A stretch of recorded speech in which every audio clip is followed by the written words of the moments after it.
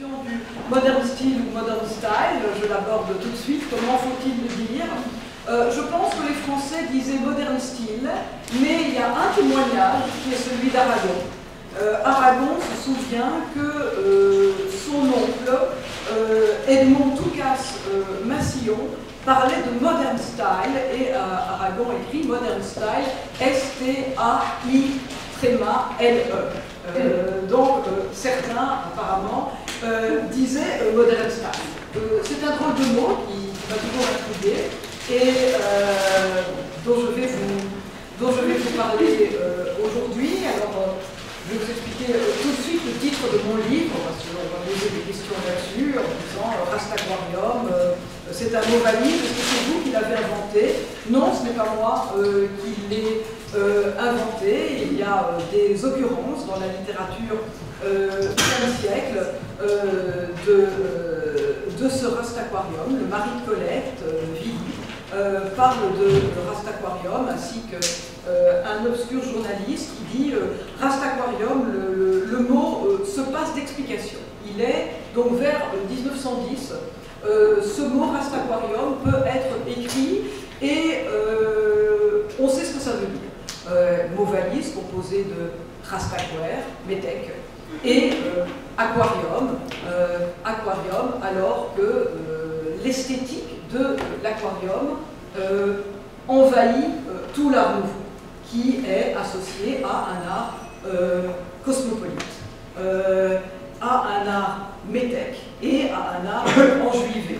Donc Proust, les arts décoratifs et l'antisémitisme, puisque le modern style est chaque fois crypté chez Proust. Il renvoie à autre chose.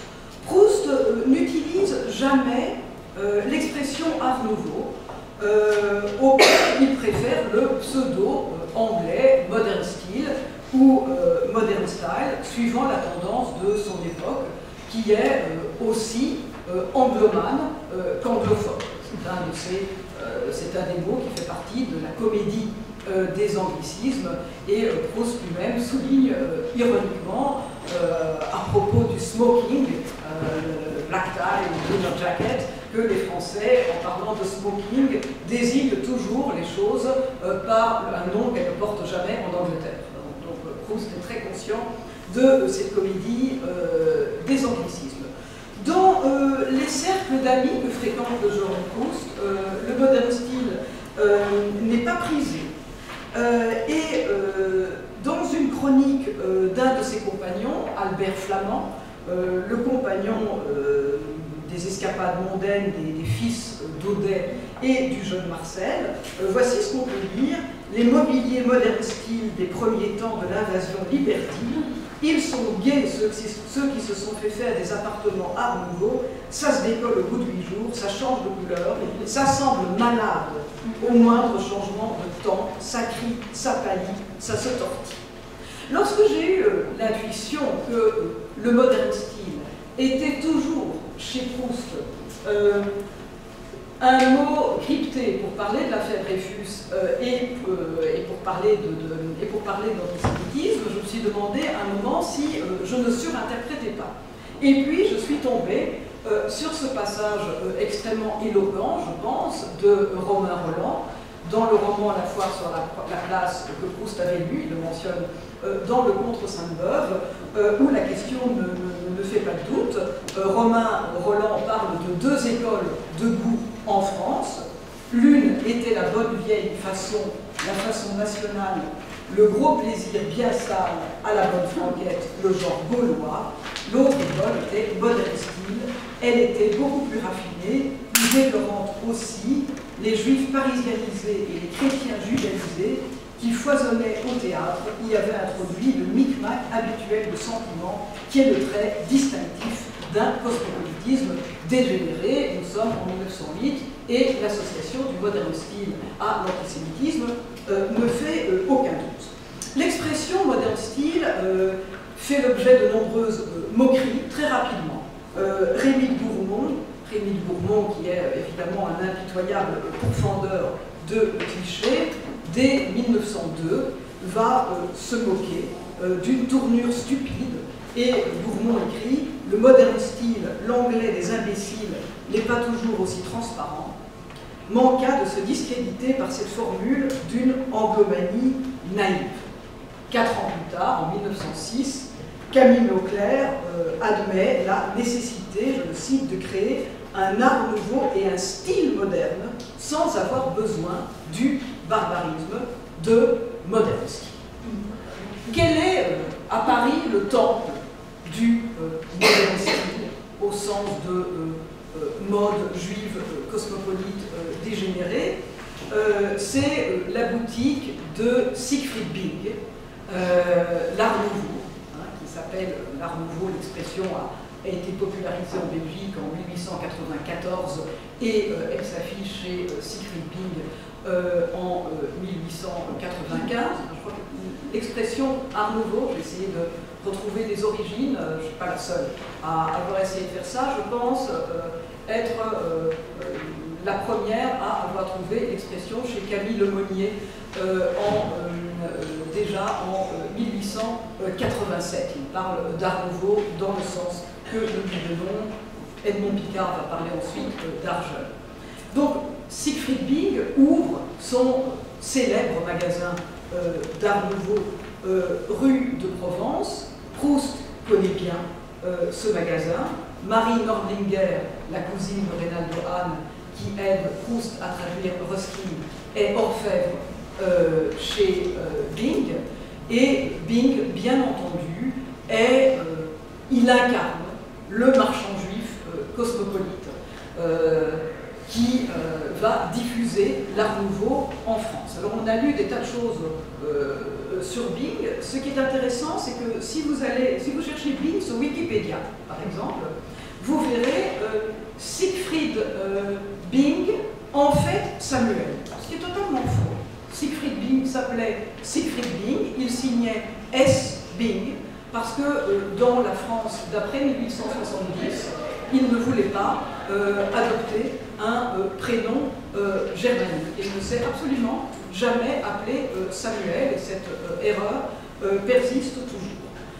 On peut dire qu'au début de l'affaire Dreyfus, il ne faut jamais perdre de vue que 1894-1995, Bing s'installe à Paris, l'affaire Dreyfus éclate en 1894, la concomitance donc des deux est tout à fait significative.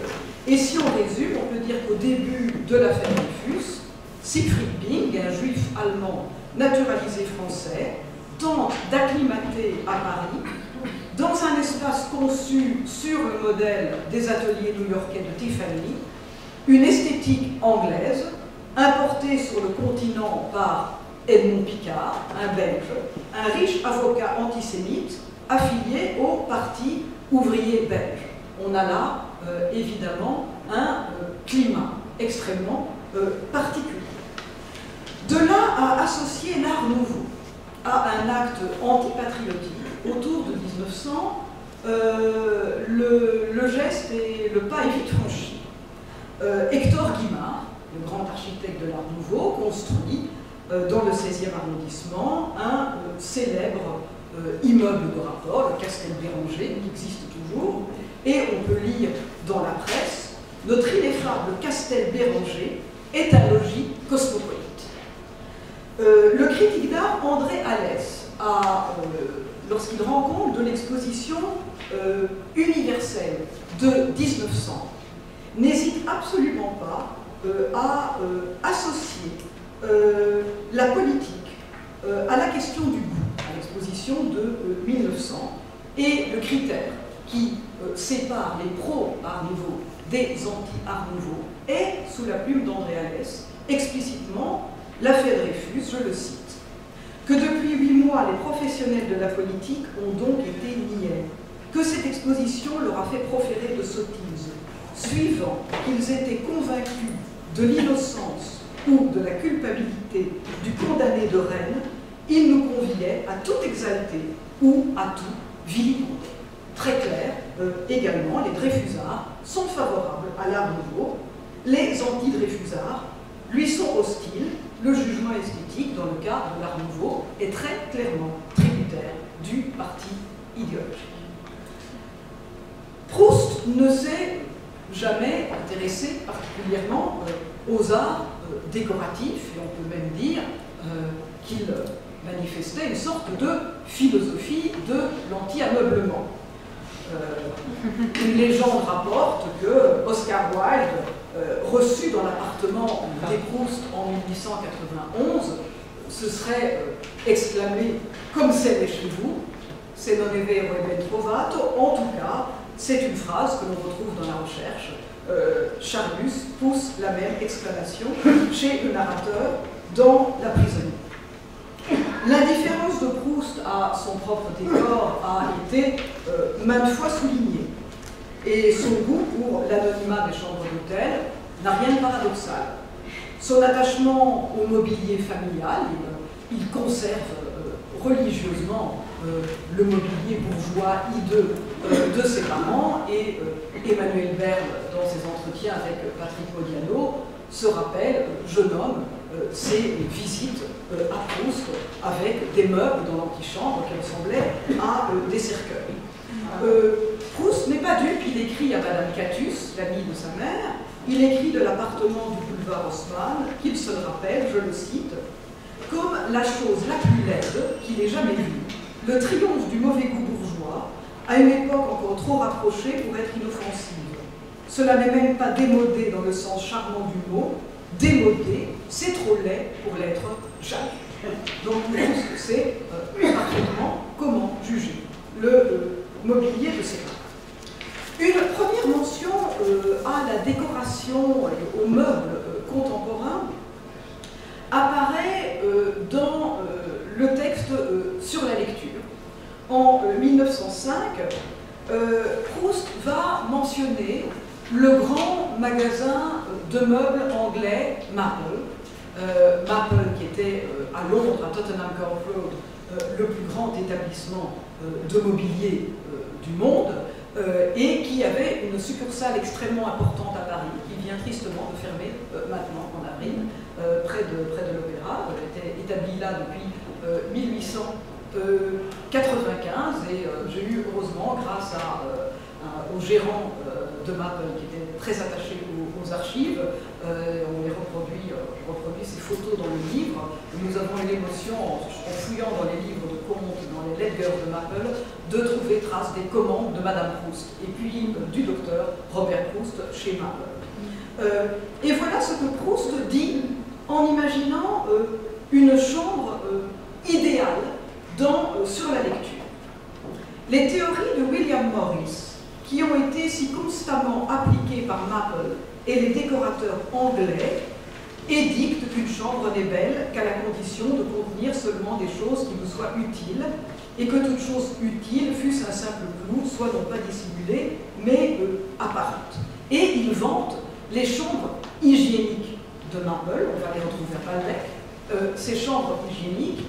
Ils pensent curieusement que Maple, qui est un magasin complètement éclectique, c'est pas du tout, on ne trouve pas chez Maple des choses qu'on trouve chez Bing, et puis il y a le grand magasin Liberty qui est aussi ouvert au boulevard des Capucines. Mais on comprend, Madame Proust est cliente de Maple comme tout le monde, comme toutes les têtes couronnées, les hôtels, les paquebots, la bourgeoisie, l'aristocratie, tout le monde va chez Maple, mais on ne peut en rien dire que Maple est un magasin qui s'inspire des théories de William Morris.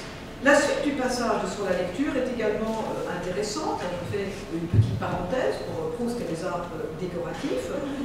Il dit que la chambre idéale de Maple, sur les principes de William Morris, devrait comporter des œuvres d'art.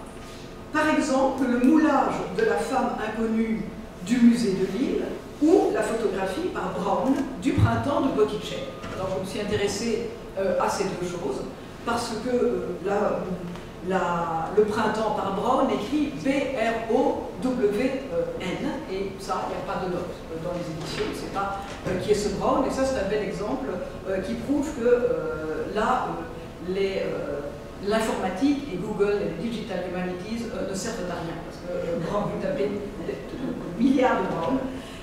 Pour trouver le Brown, il faut penser que Proust orthographie systématiquement mal les noms étrangers. Il orthographie mal Whistler, il orthographie mal Bax. Et je me suis dit, cette mention, la photographie par Brown du printemps de Botticelli, c'est mentionné comme quelque chose d'évident. Donc si Brown ne s'écrit pas B-R-O-W-N, il s'écrit B-R-A-U-N, et on tombe sur un des plus grands marchands de reproduction photographique du quartier de l'Opéra. Et donc là, j'ai choisi de retrouver cette photographie du printemps par Brown dans le livre. Mon parti était un peu complémentaire et opposé au principe de Éric Karpelès dans son livre sur le musée imaginaire de Marcel Proust, Post Painting, je pense en anglais, parce que Karpelès reproduit des photographies de toutes les œuvres dont Proust parle dans la recherche. Et toutes ces œuvres, Proust ne les a pas vues comme elles sont reproduites dans le livre de Karpelès en couleur. Les trois quarts de ces œuvres, Proust les a vues en reproduction. Et donc c'est ça que j'ai essayé de retrouver. Et La femme inconnue du musée de Lille, c'était une œuvre d'art célèbre qui était la tête de cire du musée de Lille, popularisée notamment par Paul Bourget, mais qu'on n'a jamais appelé l'inconnu. Je pense que c'est un télescopage entre le buste, la femme inconnue de Lorana, buste de la Renaissance, un très bel exemplaire à la Frick Collection, et à la célèbre inconnue de la Seine. Donc voilà, il y avait encore des petites allusions à creuser et à trouver. Alors, le modern style ou modern style dans la recherche. 5 occurrences de ce modern style dans la recherche. Tout d'abord, Balbec. La chambre du Grand Hôtel de Balbec apparaît comme une résurgence de la chambre idéale de Marble dont Marcel avait demandé la photographie à Marble. Alors, voici comment est décrite cette chambre de Marble du côté de chez soi. Et vous voyez le tapissier bavarois qui avait été chargé de l'aménagement.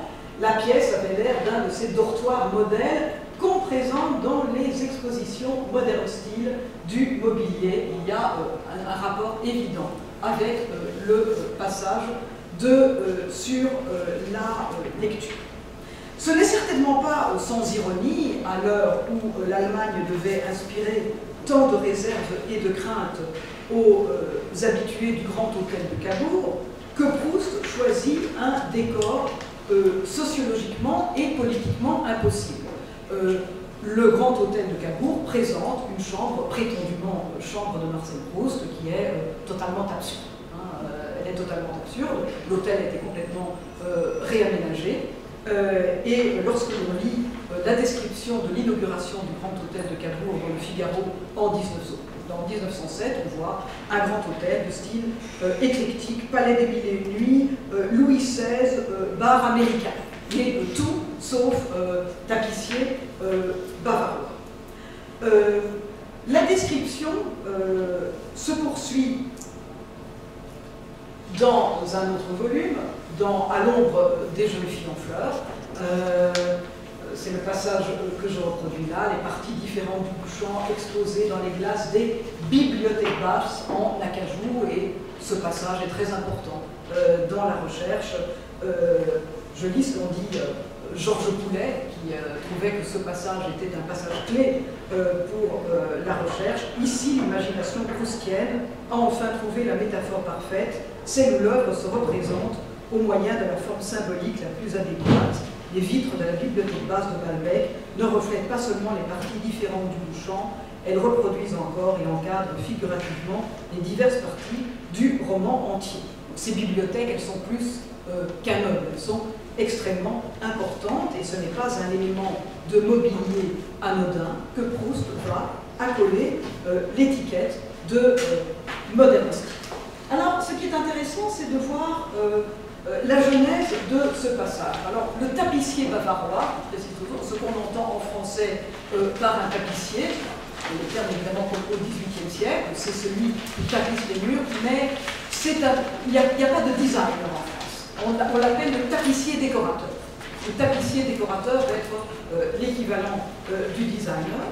Et on voit que cette chambre s'esquisse dans le carnet de 1908. Et l'apparition du modern style va intervenir 2 ans plus tard, en 1910. Et l'apparition du modern style intervient dans un contexte doublement connoté.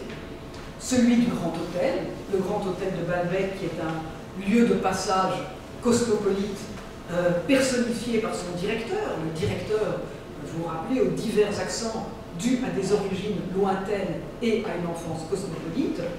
Et puis, l'autre contexte, c'est celui des arts décoratifs munichois, dont la présentation à Paris fut ressentie par beaucoup comme une intrusion de l'Allemagne et de l'industrie juive en France. Dans le cahier 38, écrit entre mai et août 1910, Proust va noter les additions pour les épisodes situés pendant le séjour du narrateur à Kerqueville, le premier nom de Balbec. Et on voit ici que cette chambre moderne style est une chambre encore anglaise. C'est une chambre anglaise et ce brouillon, il est rédigé quelques mois avant le salon d'automne de 1910. Et le salon d'automne de 1910 va voir une extraordinaire exposition des arts décoratifs munichois et bavarois. Comme par hasard, en 1911, la référence anglaise a disparu au profit de la référence maintenant à un tapissier allemand bavarois. Le salon de 1910 a eu un succès extraordinaire, mais il a été compris par certains comme une attaque contre la suprématie de l'ébénisterie française et de l'art de vie français. Les enjeux, je crois, ce sont les enjeux présents en filigrane dans le passage de la référence anglaise à la référence munichoise chez Proust. Le salon de 1910 a modifié les références des Parisiens. On sait que Proust est un lecteur assidu des quotidiens. Je ne pense pas, il était à Paris, le salon d'automne a été inauguré le 30 septembre 1910, c'est l'événement de la saison, et rien n'indique que Proust, juste rentré de Cabourg, se soit rendu au Grand Palais à cette occasion. Mais toute la presse répercute, et en première page, cet événement, et comme vous le savez, Proust est un très grand lecteur de journaux. Certainement de l'Action française, dirigée par son ami Léon Daudet. Le 1er octobre, l'Action française, que la question allemande renvoie systématiquement à l'internationalisme juif, rend compte de l'inauguration de ce salon qui ouvre, je cite, comme chaque année, dans la lassitude et l'ennui, auquel se joint pour le critique le dégoût de savoir que cette exposition n'est qu'un appareil commercial au service de la réclame juive. La présentation du salon d'automne est une présentation quasi muséale qui abolit les frontières entre les specimens rooms et les period rooms, et Proust a nécessairement entendu parler de ce salon révolutionnaire. Notamment une pièce fait beaucoup parler d'elle, une chambre et une salle à manger d'Adelbert Niemeyer, entourée de vitrines d'acajou qui montent à mi-hauteur des murs avec des glaces réfléchissantes. Je ne peux pas certifier que les bibliothèques basses de Balbec soient ceci. Il est certain qu'elles sont totalement improbables dans le Grand Hôtel de Cabourg, et que entre le moment où le passage est rédigé comme référence anglaise et celui où intervient la référence allemande et bavaroise, le salon d'automne a eu lieu. C'est en tout cas ce type de chambre total opposé aux antipodes des pièces oppressantes où il s'éveille, dans son enfance comme à l'âge adulte, que Proust rêve. Cet aménagement inaccessible lui permet de s'évader de son ambivalence à l'égard d'un univers suffocant. Des meubles de famille à la fois révérés et honnis, quand ils ne sont pas profanés, Et ce destin de ces meubles qui finissent, donc ce célèbre destin de ces meubles qui finissent dans la maison close d'Albert de Lusia, sont conformes à leur nature culpabilisante. Après l'évocation de la chambre bavaroise et maritime de Balbec, on a l'impression que les allusions au cosmopolitisme à l'étranger s'estompent à l'ombre des jeunes filles en fleurs. Le modern style y voisine avec les impressionnistes présentés à l'exposition de 1900, Albert Lebourg, peintre des vagues normandes, et Armand Guillaumin, peintre des rives de la Seine.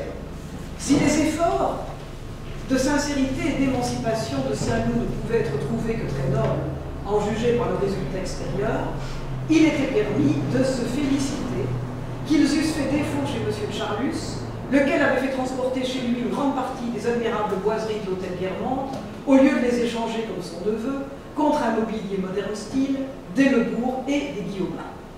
Une variante est extrêmement intéressante parce que le mobilier moderne style y est associé au statut polychrome de Gérôme.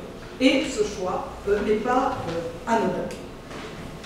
Des années plus tôt, Gérôme avait sculpté le buste de Sarah Bernard, auréolé de sa chevelure rousse, et en 1896 avait peint parmi une série d'allégories sur le thème de la vérité une grande toile dreyfusarde représentant une femme hurlante, la vérité sortant du puits armée de son martinet pour châtier l'humanité. Plus généralement, en ces années, la sculpture polychrome, la polychromie, fait l'objet d'attaques virulentes. Elle est associée au bariolage et à l'artifice, elle est perçue comme la traduction plastique du cosmopolitisme et comme la manifestation du goût sémite. Et le fait que dans une variante, les Lebourg et les Guillaumin aient été des statues polychromes de Gérôme est, je crois, tout à fait volontaire. La charge apparente contre Saint-Loup va se poursuivre dans le côté de Guermantes pour opposer les conservateurs du passé aux clients de Bing. Tandis que Saint-Loup avait vendu son précieux arbre généalogique, d'anciens portraits de Bouillon, des lettres de Louis XIII pour acheter des carrières et des meubles modern style, Monsieur et Madame de Guermantes, émus par un sentiment où l'amour ardent de l'art jouait peut-être un moindre rôle et qui les laissait eux-mêmes plus médiocres, avaient gardé leurs merveilleux meubles de boule qui offraient un ensemble autrement séduisant pour un artiste.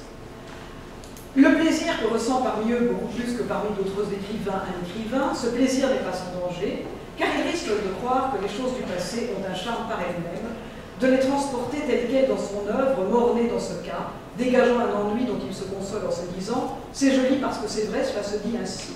Ces conversations aristocratiques avaient du reste, chez Madame de Guermantes, le charme de se tenir dans un excellent français. À cause de cela, elle rendait légitime de la part de la duchesse son hilarité devant les mots vatiques, cosmiques, pithiques, suréminents qu'employait Saint-Loup, de même que devant ses meubles de chez Bing. Ce passage m'a semblé particulièrement éloquent en découvrant une chronique d'un écrivain qui était fort lu en 1900, Albert Abel-Herman, dont le Figaro avait affiché en première page des propos cosmopolites sur l'art nouveau. Et on voit un Allemand qui s'entretient avec un prince allemand qui s'entretient avec un marchand juif qui cherche à se plier au goût allemand. Et ce prince allemand déclare « Ma sœur, qui depuis ses accidents est devenue un peu superstitieuse, prétend que le modern style lui a porté malheur et que le renouvellement de son mobilier a été l'une des causes de la Révolution. » Et son interlocuteur lui répond « Ce qui me paraît surtout effroyable, c'est que les meubles cessent d'avoir aucune forme déterminée, car cela doit être le signe de la décrépitude et de l'anarchie.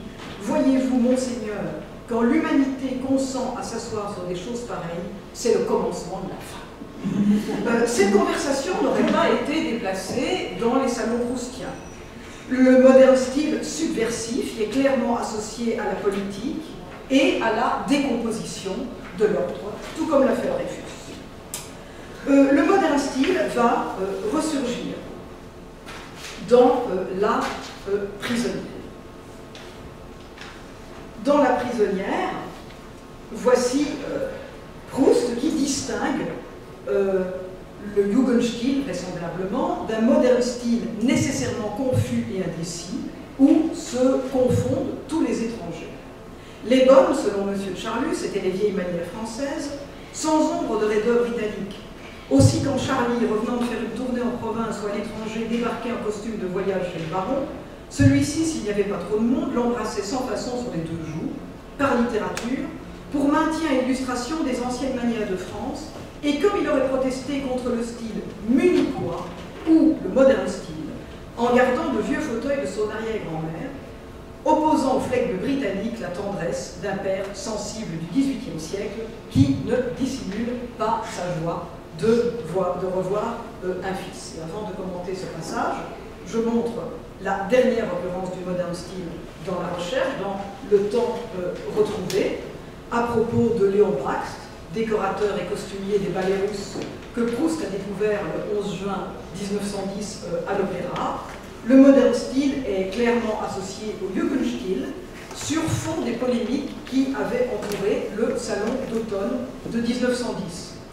André venait rarement avec son mari, mais elle était pour moi une amie admirable et sincère.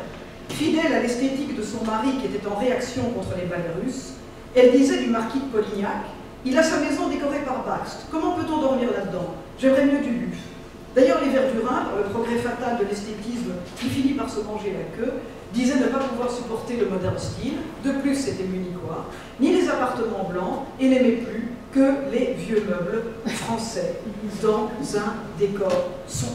Alors, comment interpréter les apparitions de ce modern style, les 5 apparitions de ce modern style, semées à intervalles réguliers comme autant de petits cailloux dans 5 des 7 tomes de la recherche. 2 critiques en ont parlé, je crois ont fait un diagnostic erroné, malgré, je le dis tout de suite, l'éloquence, l'excellence de leurs travaux.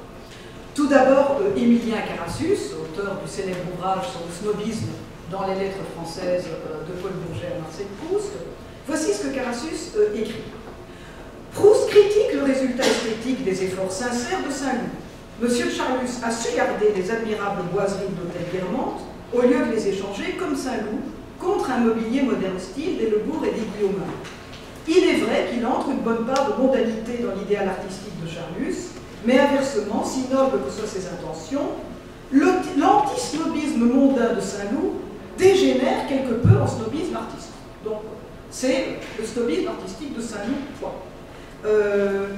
David Mendelssohn, lui, emboîte le pas de Carassus et s'aventure au-delà de la paraphrase. Et il écrit fort curieusement: le seul personnage à s'élever vigoureusement contre ce genre de décoration est le baron Charlus. Il reproche à son neveu Saint-Loup, avec la violence qui lui est coutumière, d'avoir vendu des reliques familiales pour acheter des carrières et des meubles modern style, des meubles de chez Ping, et il vilipendera jusqu'au bout une mode qu'il juge futile. Fort curieusement. Pas curieusement du tout. La fureur de Charlus contre le modern style n'a rien de curieux, elle n'est, on ne peut plus, cohérente. Le modèle ici, bien entendu, c'est Robert de Montesquieu. On sait que Montesquieu admirait l'habileté d'Émile Gallé, à qui il a commandé des meubles. Gallé est un artiste extraordinairement engagé, Dreyfusard, qui écrit des légendes et sur ses vases et sur ses meubles. Mais Montesquieu admire en Gallé l'artisan de génie. Absolument pas le Dreyfusard, bien entendu. Il est admirateur de Riesner et de Jacob, les ébénistes du XVIIIe siècle. Cette fureur de Charlus contre le modern style, elle est tout à fait en cohérence avec l'antisémitisme, avec l'antidreyfusisme. Jacques-Émile Blanche va reprendre presque littéralement ses propos en affirmant sa nostalgie du bon métier d'artisan consciencieux à la Jacob ou à la Riesener. Dans ses souvenirs d'un journaliste, Lucien Corpechot rappelle que Montesquieu, même s'il patronna Gallet avant de se brouiller avec lui, n'aurait toléré dans aucune de ses demeures des meubles de Majorelle ou de Bing. La lecture très littérale qu'ont fait de ces passages Carassus et Mendelssohn ne leur a pas permis, je crois, de saisir l'ironie corrosive des passages consacrés au goût contrasté de l'oncle du neveu, dont le sens est inverse de celui qu'il leur prête. Par un effet de symétrie sous-jacente, elles font pendant à l'exclamation du duc de Guermantes « Quand on s'appelle le marquis de Saint-Loup, on n'est pas de Réfusard, que voulez-vous que je vous dise ?» A fortiori, quand on s'appelle le marquis de Saint-Loup, même quand on a la prétention de marcher avec son temps comme le duc de Guermantes, on ne se meuble pas. J'ai bing. Il faut entendre également, par antiphrase, les reproches adressés à Baxt par André, qui lui préfère le peintre officiel Guillaume Dubuff. Pourquoi Proust aurait-il adjoint, au mépris du moderne style, deux artistes qu'il admirait, Léon Baxt et le Dreyfusard Eugène Carrière, qu'il compte parmi les artistes vraiment intelligents de France, et à qui Clémenceau avait confié l'affiche du lancement de l'Aurore, s'il ne voulait pas passer un autre message. Je pense que ce qui est très intéressant, c'est que dans le jeu de substitution aussi avec les variantes, qu'est-ce qu'il y a de commun entre le buste polychrome de Jérôme et la peinture d'Eugène Carrière? Eh bien, le point commun entre les deux, c'est le dreyfusisme des deux artistes.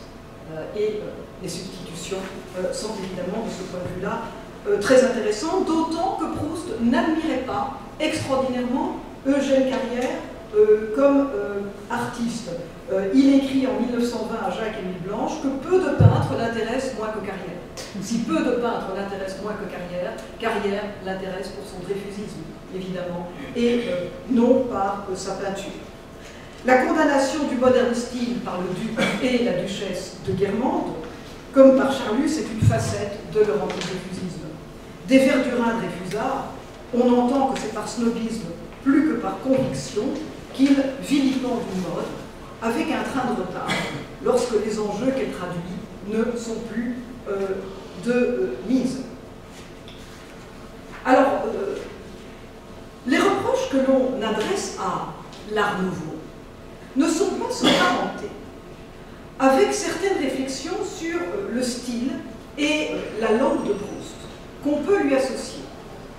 Un style et une langue qui ne seraient ni complètement français, ni complètement viril.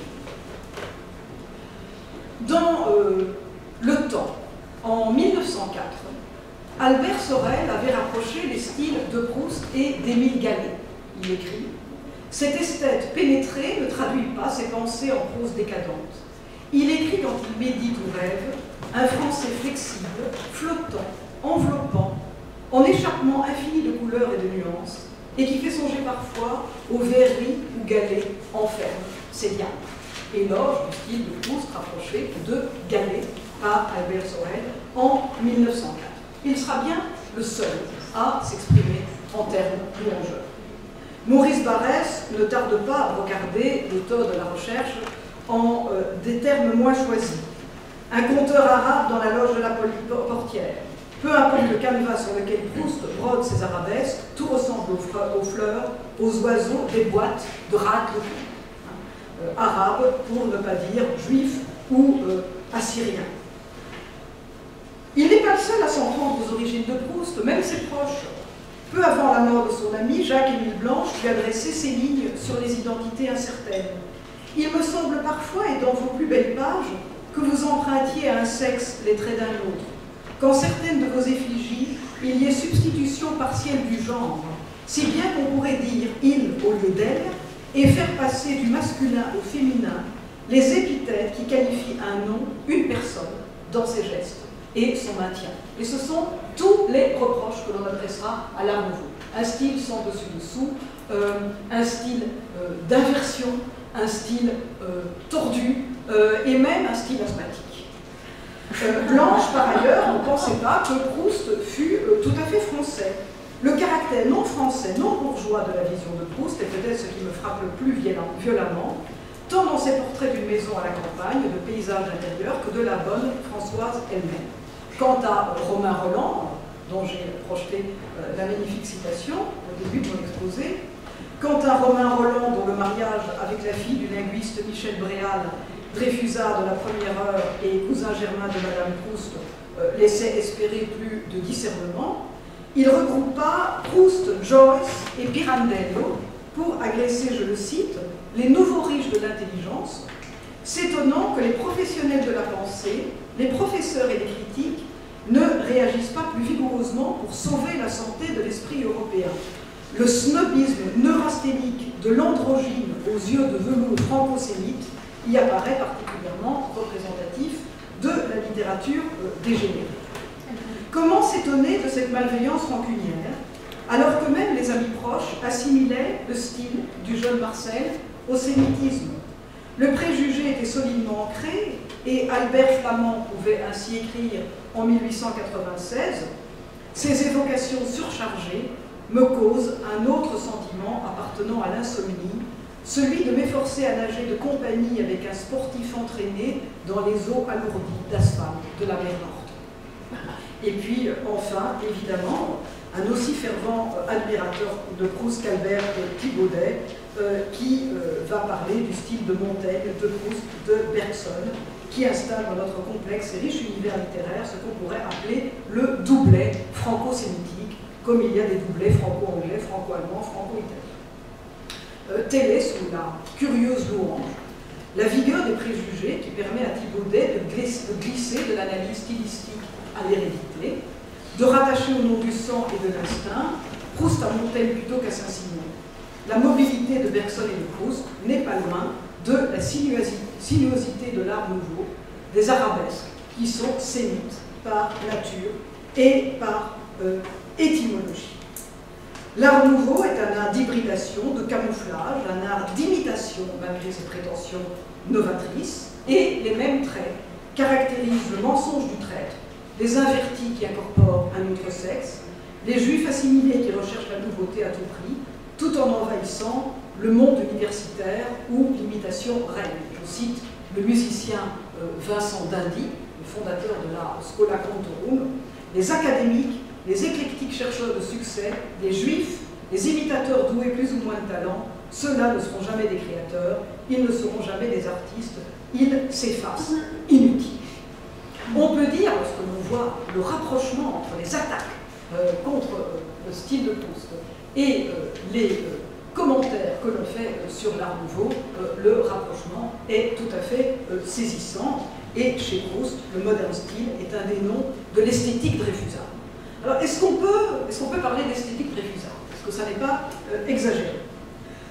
Sans aucun doute, pour Adrien Mitoire, le directeur de la revue L'Occident, qui a paru de 1901 à 1914, qui, dans le tourment de l'unité, oppose les harmonieux dreyfusards et les harmonieux anti-dreyfusards et les dreyfusards expressifs. Dans son journal, en 1899, Maurice Denis opposait le goût latin, le goût de la conversion romaine, de sa peinture au goût sémite, le goût sémite de Vuillard, Bonnard et Vallotton, dont le style compliqué aurait développé un trait juif en contradiction avec le clair génie français. La plus belle déclaration est du grand artiste Jean-Louis Forain, fondateur avec Carandache, aussi antisémite que lui, du journal Psst. Pour Forain, l'esthétique dreyfusarde aurait précédé l'affaire de longue date, comme il ressort d'une conversation rapportée à son ami Léandre Vaillat. Et il déclare, à propos de l'affaire Dreyfus, « C'est curieux, on la pressentait même en peinture. Ainsi, la peinture de carrière, c'est déjà dreyfusard. » Dans le milieu des guermantes, l'antidreyfusisme n'est qu'un phénomène, un épiphénomène, aboutissement logique d'une tension centenaire. Conséquence de l'esprit parvenu, il naît avec la noblesse d'Empire, la nostalgie du mobilier 18e va manifester le regret d'un style et affirmer l'attachement au monde d'avant, l'émancipation des Juifs.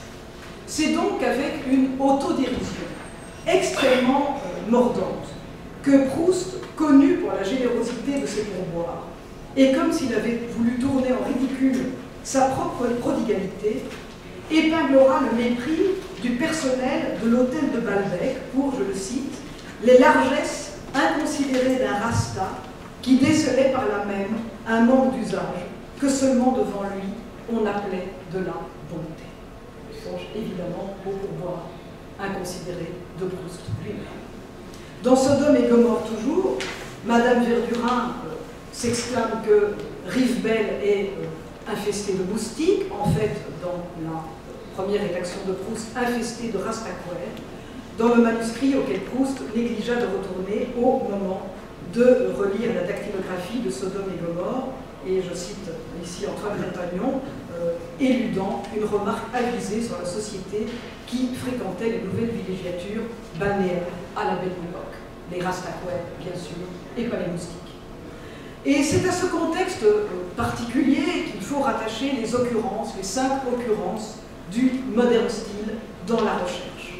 Le modern style, c'est un instrument du cosmopolitisme au service de l'idéologie dreyfusarde. Peu importe au fond, si Proust portait un intérêt médiocre, aux arts and crafts, et s'il pensait trouver chez Maple des aménagements inspirés par William Morris. Proust a cependant aussitôt compris ce que charriait l'air du temps, ce que signifiait et impliquait se meubler chez Bing et acheter des carrières. Et il avait aussi compris la signification profonde d'un anglicisme apparemment dérisoire, moderniste. Je vous remercie.